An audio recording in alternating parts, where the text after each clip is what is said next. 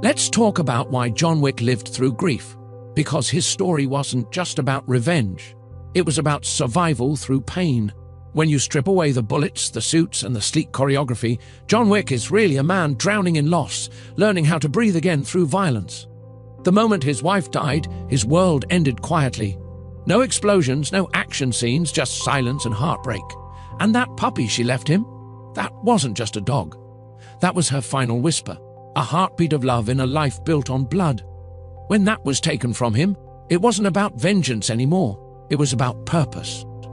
See, grief is heavy, but the only thing heavier is living with no reason to get up in the morning. John Wick didn't just live through grief, he moved through it, one broken bone and bullet shell at a time.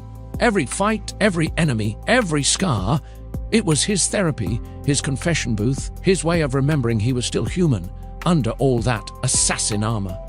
What made him truly powerful wasn't his aim, it was his endurance. Most people collapse under grief, but John turned his pain into precision.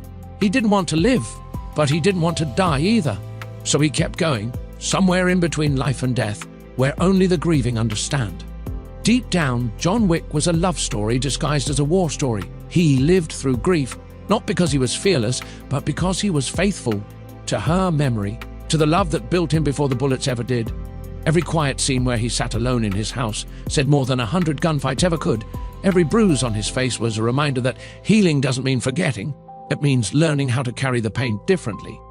He found survival not in peace, but in purpose. And maybe that's what grief really teaches us. That love doesn't die, it just transforms into something we can't recognize. Every assassin he took down, every time he stood back up bleeding, he was fighting to keep her alive inside of him. Grief was his curse, but it was also his compass. It pointed him toward meaning, toward movement, toward something beyond the hurt. Because when the world took everything from him, he didn't let it take his memory.